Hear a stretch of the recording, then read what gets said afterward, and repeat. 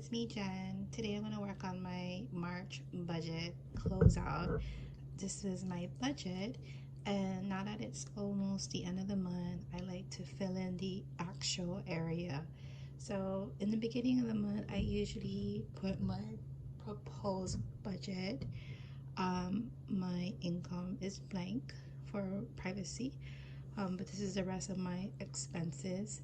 I am using the Budget Mom's monthly budget. You can find this on her website. Otherwise, you could do this on pen and paper with a notebook, or you can do it on Excel. And in all honesty, this is what I use for pre-planning. I still do use Excel to help me calculate all my numbers, but I like to have this written out in the beginning of the month so that I know what I need to spend money on.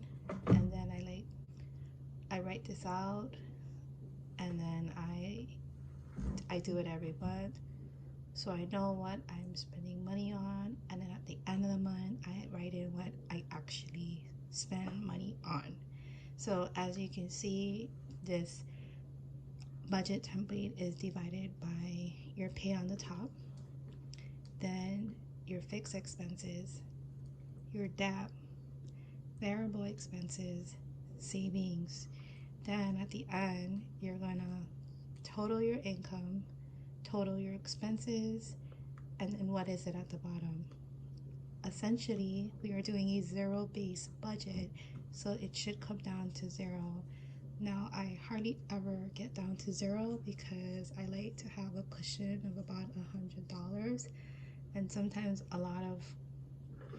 I get paid bi-weekly, and some of my paycheck actually gets applied for the next month.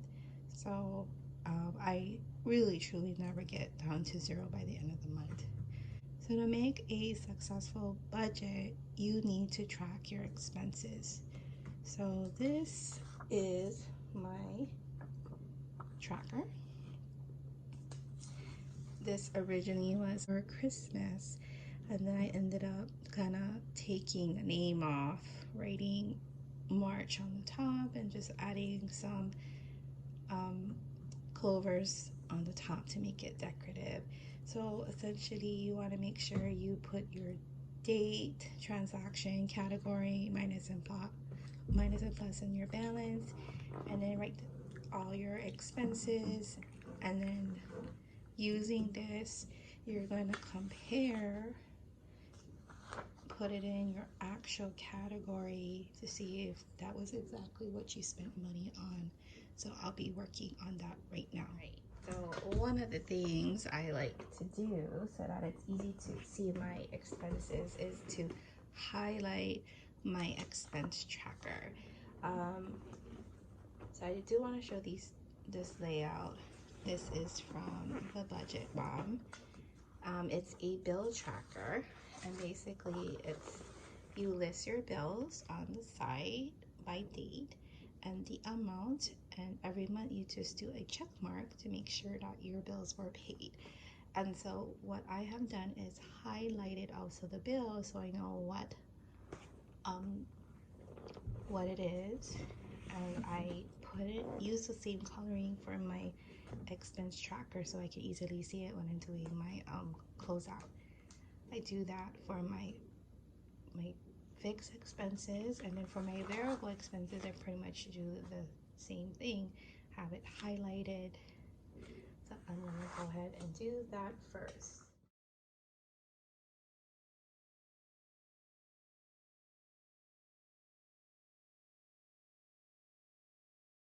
So the rest of my expenses, I need to go look at my variable tracker, but essentially this is what you do. You just update what is your actual.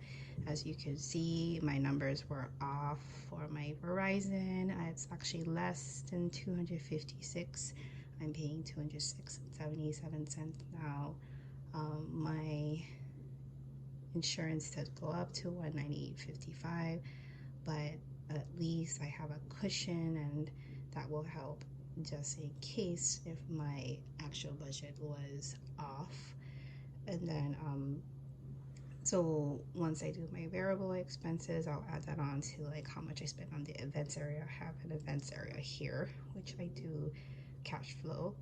And then I usually update my savings. My savings goes into different banks. So they are not mixed with my current bank that I do my expenses. I have a separate bank or account for my fixed expenses, my variable expenses, and for my savings goal. I had set it up that way because it's easier for me to keep that separate. I don't like mixing it because I am more likely to end up touching it and using it when it's in the same account. So I do have a saving account for house savings, sinking fund, Christmas, and events. And that has helped me to continue to save.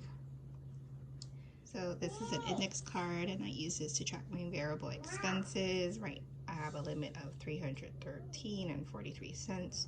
Normally it's about $300 every bi-weekly, so after I get paid $300. But if I have anything left over, which was probably $13.43, I just leave it in the account.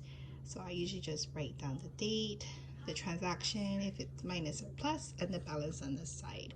So I'm just gonna go ahead and highlight it now so I can total up my numbers. So I use midliners, and you can see I have it labeled by categories to help me highlight what I need. So in the beginning of the month, I did do cash, and that did not work for me. Cash envelopes is just harder. I'm not really good with math, and for whatever reason, having cash on hand just gives me a lot of anxiety. So I just use my debit card, and like I mentioned before, my accounts are separated where my variable expenses are in a different checking account. So I use my debit card for all my expenses, and I just budget accordingly and just try to stay within the budget. My system is not exactly perfect, but it works for me. All right, that's it. So it's all highlighted. I'll just total it all up and see how much I ended up spending in the past 2 weeks on variable expenses. Okay. So this is Niley. She wants to help. So this is my variable expenses. I went ahead and just pasted on a piece of paper.